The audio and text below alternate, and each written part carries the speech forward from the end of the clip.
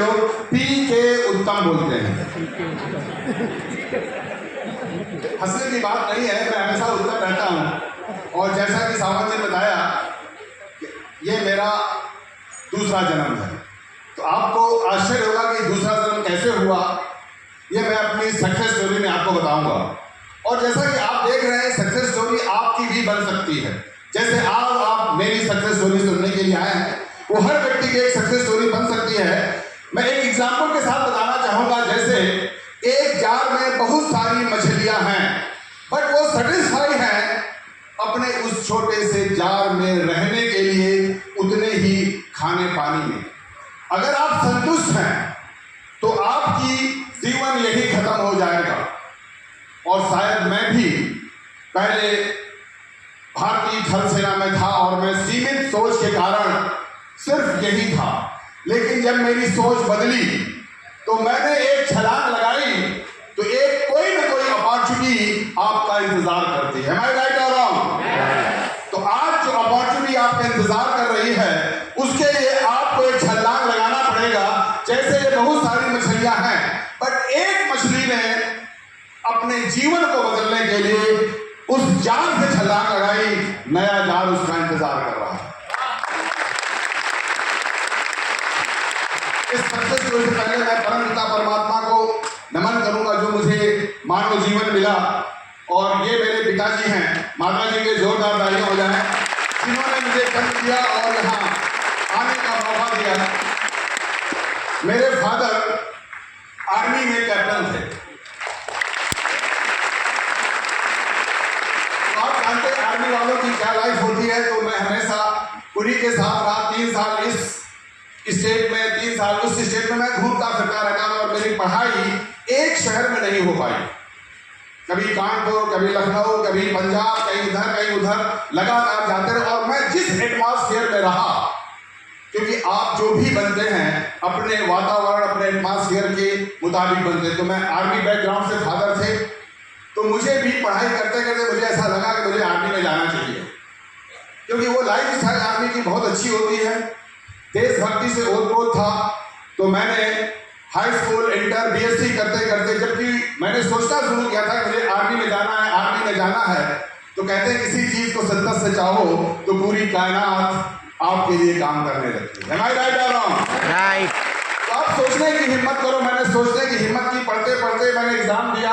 और एग्जाम देने के बाद 1980 में मैं आर्मी में चला गया। बनना अफसर चाहता था, लेकिन अफसर के 2-3 बार मैंने एग्जाम दिए, नहीं पास हुआ। तो फादर ने कहा कि आप ऐसे सोच जाए, भर्ती हो जाओ, इंटरनल एग्जाम होते हैं वहां पास कर लेना, वहां से बन जाओगे। मैंने कहा ठीक। मैंने ट्रेनिंग्स ली, एजुकेशन लिया आर्मी से करने के बाद। लेकिन जो मेरा सपना था आर्मी में अफसर बनने का, वो शायद नहीं पूरा हो पाया। तो फिर मैंने कहा कि जैसे कहते हैं किसी चीज को शिद्दत से चाहो तो पूरी कायनात आपके लिए काम करना शुरू कर देती है। तो आर्मी में ट्रेनिंग में बहुत हार्डशिप होती है, ट्रेनिंग आप जानते होंगे। और उस ट्रेनिंग के दौरान एक सोल्जर में लगभग मिनिस्ट्री ऑफ डिफेंस लाखों रुपए खर्च कर देती है। तो आर्मी में जितना मुश्किल एंट्री करना है, उससे ज्यादा मुश्किल वहां से एग्जिट करना है। Am I right or wrong? Right. तो अब क्या हुआ, मुझे मैं आर्मी अफसर नहीं बन पा रहा था, एग्जाम दे रहा था। तो मैंने कहा कि चलो कोई बात नहीं, दूसरी पारी शुरू करते हैं। लेकिन आर्मी से निकलना मुश्किल है। एक ही रास्ता था, और वो रास्ता बहुत आसान नहीं था। क्योंकि अगर मैं आर्मी से भाग के आ जाता तो मालूम है आप, कोर्ट मार्शल हो जाता है, जेल हो जाती है, सजा हो जाती है। तो वो रास्ता मुझे चुनना नहीं था। तो मैंने एक रास्ता जाना था कि किसी चीज को शिद्दत से चाहो तो पूरी कायनात उसको मिलाने में लग जाती है। तो मैंने जब सोचना शुरू किया तो एक ही रास्ता था कि आप मेडिकली अनफिट हो जाएं। क्योंकि जब आप भर्ती होते हैं तो मेडिकली फिट होकर के भर्ती होते हैं। मैं राइट और रॉन्ग? राइट। अगर मेडिकली अनफिट हो जाए तो मिनिस्ट्री ऑफ डिफेंस आपको मौका देती है कि आप चाहो तो मेडिकल अनफिट होकर के भी नौकरी कर सकते हो, बट प्रमोशन नहीं मिलेगा। अगर अनफिट हो गए तो आप जा भी सकते हो। तो मैंने सोचना शुरू किया। मैं आपको ये बताना चाहता हूँ, अगर आप सोचते हो तो वो पा लेते हो। मैंने सोचना शुरू किया, लिखना शुरू किया कि कोई मरना चाहता है क्या? नहीं। कोई मरना चाहता है? तो मैं भी मरना नहीं चाहता। मैंने सोचा कि ऐसा कुछ मुझे हो जाए कि मरूं भी ना, कि मरूं भी ना और बीमार पड़ जाऊं, ये मैंने सोचना शुरू किया। अब सोचते सोचते मेरा एक हाथ फ्रैक्चर हो गया था। मैं मोटरसाइकिल चला रहा था तो गिर गया, लेकिन हाथ फ्रैक्चर होने से कुछ होता नहीं है। प्लास्टर चढ़ाया गया, 2 महीने 4 महीने फिट हो गया, उससे कुछ हुआ नहीं, कोई बात नहीं। बट मैंने वो स्क्रिप्ट राइटिंग लिखना शुरू रखा और दिल में सोचता था कि ऊपर वाला कुछ ऐसा कर दे, कुछ ऐसा हो जाए जिससे मैं आदमी से मैं निकल पाऊं। तो कहते हैं ना, और ऐसा कांड हुआ 3 दिसंबर 1984 में। याद है आपको कांड? भोपाल गैस के लिए। अब देखिए, मैं पोस्टिंग थी मेरी लखनऊ में, मैं टेम्परेरी ड्यूटी गया था काम की एक जगह नागपुर के पास। वहां पर कुछ काम के लिए गया और फिर वो काम निकला है कि इटारसी जाना है आपको। तो हम लोग को पहले रेलवे वारंट मिल जाते थे और उस रेलवे वारंट लेकर के हम लोग नागपुर से एक ऐसी ट्रेन में बैठ गए और उसका नाम मुझे आज भी याद है, के एक्सप्रेस, केरला एक्सप्रेस, जो कि इटारसी जाना था बट इटारसी में नहीं रुकी। और वो आकर कहाँ रुकी? भोपाल। तो हम लोग भोपाल उतर गए, चलो भोपाल में भी काम है, वहां करा लेते हैं। उस रात को हम लोग पहुंचे और वो अच्छा हुआ कि रात को पहुंचे। स्टेशन से उतरे ही थे तो स्टेशन के पास एक होटल था, क्योंकि कैंटोनमेंट थोड़ा दूर था भोपाल में। तो वहां जाकर के हम 2 व्यक्ति थे, हमने कहा कि क्या किया जाए, यंग उस समय एज थी। तो उन्होंने कहा चलो फिल्म देखते हैं। और वो फिल्म देखने को जो हमें मिली, उस फिल्म का नाम मालूम क्या था? जीने नहीं दूंगा। ये रियल कहानी है। अब अच्छा हुआ कि उसने एक मौका दे दिया। हम लोग 9 से 12 नाइट शो देखने चले गए। इसीलिए मैं आज यहाँ जिंदा हूँ, क्योंकि जब 9 जोर से डालिए सर, 9 से 12 जब मैंने फिल्म देखी तो रात हो गई और 12 बजे हमने होटल चेक इन किया। और ये कांड 12-1 बजे के आसपास हम सोए नहीं थे, क्योंकि जो लोग सो गए वो जिंदगी से सो गए। अब जैसे ही सोए थे तो हल्का सा देखा, सोते ही आंखों में जलन होना शुरू हुई। तो मेरे फ्रेंड ने कहा कि उत्तम सर क्या हो गया है? तो मैंने कहा लगता है सुबह हो गई क्या? हो सकता है तड़का लगा रहे हैं, सब्जियों में तो होटल्स में आने लगता है ना वो तड़का का वो खुशबू। तो हमने जब खोल देखा तो खिड़की खोली तो बहुत तेज से माइथिलीन आइसोसाइनाइड कार्बाइड गैस थी।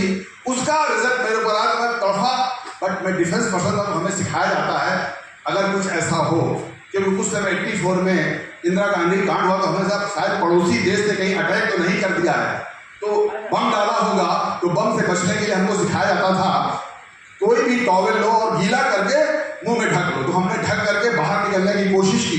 जब बाहर जा रहे थे तो ये था कि चलो नीचे सीढ़ियों से उतरे, हम लोग 3rd फ्लोर में थे। तो सीढ़ियों पर बहुत सारे वेटर मरे हुए पड़े थे। वो हादसा देखा है मैंने। जब गए रिसेप्शन के पास तो मैनेजर भी यूं लुढ़का हुआ था। अब हम लोग सोचते थे कि अगर अटैक किया होगा तो कहाँ किया होगा? शहर के अंदर, बाहर नहीं होगा। तो हमने दिमाग में आई कि चलो बाहर भागा जाए। जब बाहर निकलने की कोशिश की तो 10 फीट की दीवार थी उस होटल में। हम लोग निकले कैसे? क्योंकि मैनेजर मर चुका था, ताला बंद था। लेकिन आर्मी वालों को ट्रेनिंग दी जाती है 10 फुट की दीवार को कैसे पार किया जाए। वो ट्रेनिंग काम आ गया। हम दोनों लोगों ने वो 10 फुट की दीवार को पार किया। पार करके अब ये अच्छा था कि हमने वो तौलिया होटल का लेकर के आ गए थे, वही गीला तौलिया लगा करके हम लोग भागने लगे। स्टेशन पहुंचे। स्टेशन में बड़ा त्राहिमाम मचा हुआ था। लोग यूं ही ड्राइव कर रहे थे, जितने पशु पक्षी थे चिंचिहा रहे थे, मर रहे थे, बुरा हाल था। वो नजारा इन आंखों से मैंने देखा।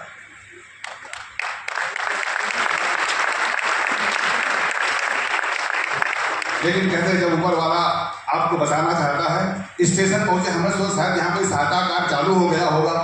तो स्टेशन जब हम पहुंचे तो पता चला यहाँ से उसी तरफ हम लोग भागने लगे जिस तरफ से ये एक फैक्ट्री थी भोपाल में। उस फैक्ट्री का रिसाव हो गया था। वहां पर एक मैथिलीन आइसोसाइनाइड कार्बाइड गैस थी और वो गैस के कारण लोग मर रहे थे।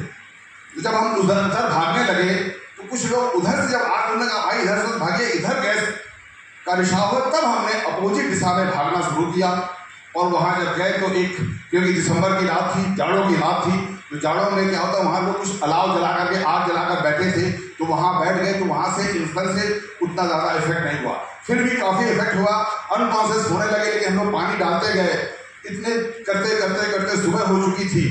फिर हम सुबह उस जंगल से थोड़ा सा शहर की तरफ आया कि शायद अब सहायता कार्य शुरू हो गया था, तो हमारे पास आर्मी का कार्ड था, हमने दिखाया तो वहाँ आर्मी वाले लोगों ने हमको बैठाया और मिलिट्री हॉस्पिटल में लेके चले गए। वहाँ एक ही समस्या थी, क्योंकि वहाँ हजारों लोगों को एडमिट कर लिया गया था। एक समस्या थी और वो क्या थी? ऑक्सीजन। ऑक्सीजन सिलेंडर कम पड़ रहे थे, तो किसी नाक में घुसेटे थे ऑक्सीजन, फिर उनके तो बुरा हाल था। लेकिन जब हमने कहा कि डिफेंस पर्सन है तो उन्होंने हम लोग अलग ट्रीटमेंट किया, और जब ट्रीटमेंट सही हुआ तो आज मेरा ये दूसरा जन्म है जो मैं आपके सामने। मौत से आप बच सकते हो अगर आपकी चाहत है, क्योंकि मैंने विजुलाइज किया था मुझे मरना नहीं है, कुछ ऐसा हो जाए जिसके कारण मेरे लंग्स में कुछ प्रॉब्लम आ गई, कुछ इफेक्ट आ गया, तो मैं मेडिकली कैटेगरी वहाँ डाउन हो जाती थी, मेडिकली अनफिट हो गया। तो आर्मी वालों ने कहा अगर आप चाहो तो नौकरी कर सकते हो पूरी, तो मेरी तो चाहत यही थी। मैंने कहा सर नौकरी अब नहीं करनी है, क्योंकि प्रमोशन नहीं हो सकता जब आप मेडिकली डाउन हो जाते हैं। तो फिर मैंने डिसीजन लिया, और वो डिसीजन लिया कि मुझे अब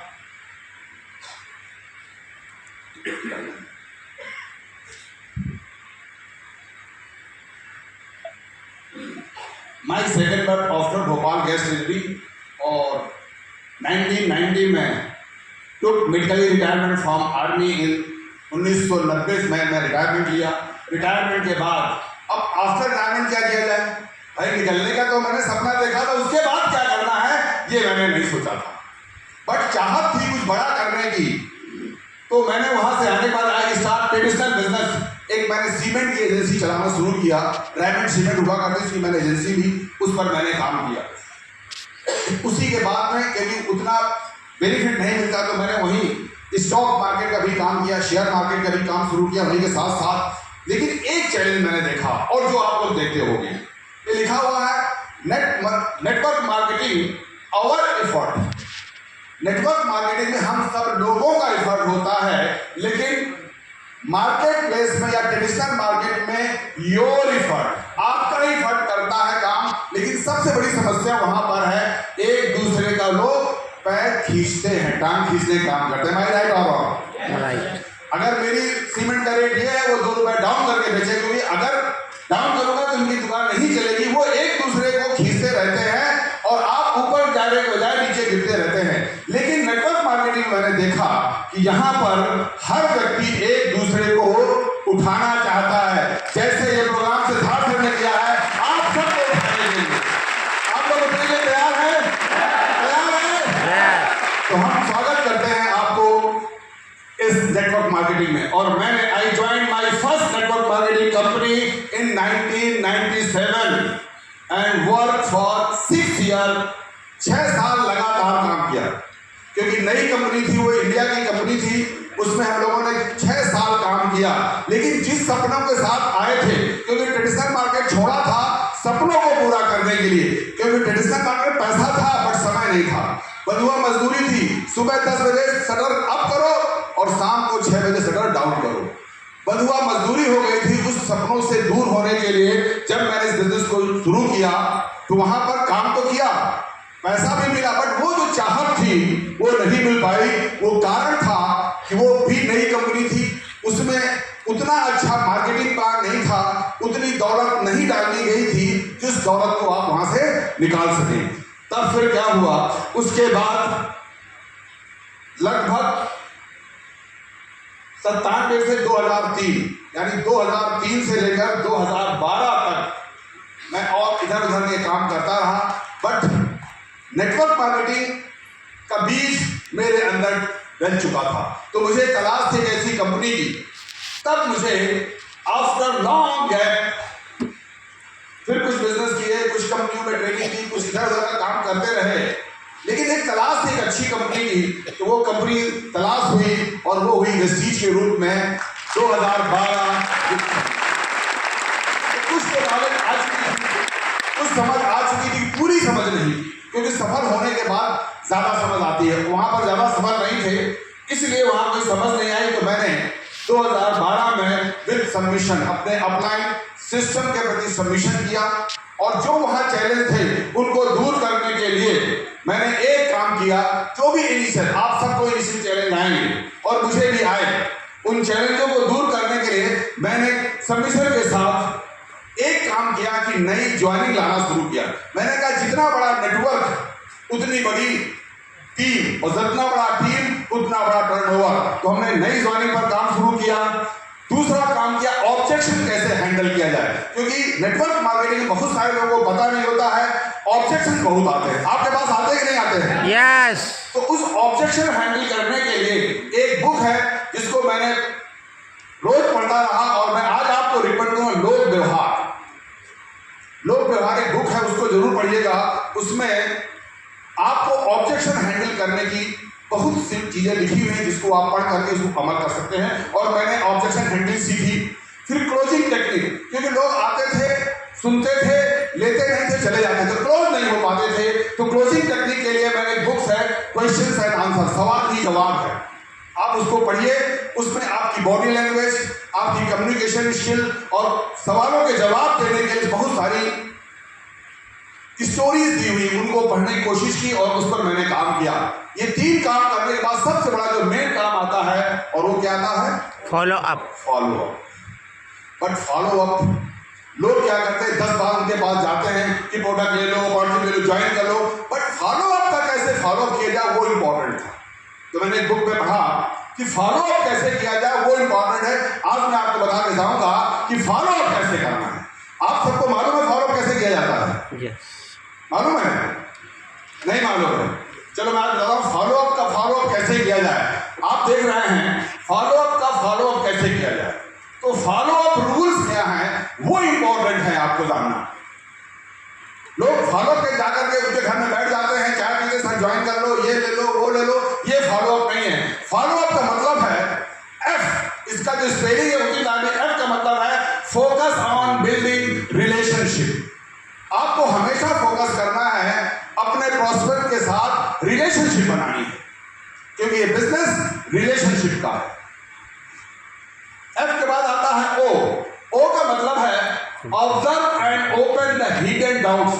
आपको उस अपनी डाउनलाइन के साथ या प्रॉस्पेक्ट के साथ ऑब्जर्व करना है कि ओपन द हिडन डाउट्स। उसके पास कुछ डाउट रह जाते हैं जिसके कारण वो आपके साथ नहीं आता है, तो आप ओपन रहिए उसके डाउट को क्लियर करने को। के बाद फिर क्या आता है?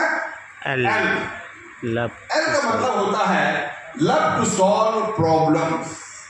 जब कोई डाउनलाइन या प्रॉस्पेक्ट कुछ प्रॉब्लम बताए तो लोग रिएक्ट करने लगते हैं, लोग उनसे जवाब तलब कर, जी नहीं, लव टू सॉल्व प्रॉब्लम। उसकी जो भी प्रॉब्लम उससे प्यार से उसको सॉल्व करने की कोशिश करनी है। ये होता है फॉलो अप का एल। अगला एल है look forward on setting next appointment. अगर कोई प्रॉस्पेक्ट बात अभी नहीं बनती है तो जल्दीबाजी नहीं करनी, उसे कोई बात नहीं, अगला अपॉइंटमेंट लेने की बात करें। सर कोई बात याद रखना समय नहीं है, मैं कल शाम को 6 बजे फिर आपसे आता हूं। This is the look forward on setting next appointment लेने की कोशिश करनी है। और अगला क्या है? ओ, ऑफर योर फुल सपोर्ट। क्योंकि नए प्रॉस्पेक्ट को पता नहीं होता है कि सर मैं ये कर पाऊंगा या नहीं कर पाऊंगी। एम आई राइट और रॉन्ग? ये होता ही नहीं होता है। यस। तो आप उसको बोला मैं आपको फुल सपोर्ट करने का ऑफर करना है, बट सर 2 कदम आप चलोगे तो 10 कदम मैं चलने के लिए तैयार हूं, ये ऑफर आपको देना है। और के बाद क्या आता है? W, wait for the right time. आपको इंतजार करना पड़ेगा। Wait for the right time. आज कोई व्यक्ति नहीं आया, इसका मतलब उसका समय अभी अच्छा नहीं आया है, इसलिए वो आपके साथ जुड़ करके अपनी जिंदगी को नहीं बदलना चाहता है। तो आप इंतजार करिए, कभी न कभी हर आदमी का एक समय, सही समय आता है, उस सही समय का इंतजार करना है।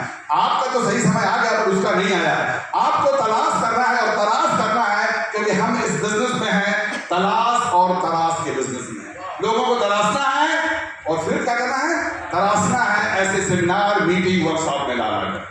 Am I right or wrong? Right. To wait for the right time. W के बाद क्या आया? U, unplug the urgency. हमेशा कोई भी अर्जेंसी को अनप्लग कर देना। हर आदमी अर्जेंसी पर लगा हुआ है कि वो नौकरी में अर्जेंसी है, यहाँ अर्जेंसी, उसको अनप्लग करना है। सब धीरे धीरे अपने आप को अनप्लग करिए। एक नई इंडस्ट्री के लिए तैयारी करिए, उसको अनप्लग करना है धीरे धीरे। यू के बाद आता है P, push the passion but patience. Push करना है उसके पैशन को, लेकिन पेशेंस के साथ। ज्यादा उस पर दबाव पेशेंस रखिए अपने आप, क्योंकि ये बिजनेस पेशेंस का है, रिलेशनशिप का है। और अगला आता है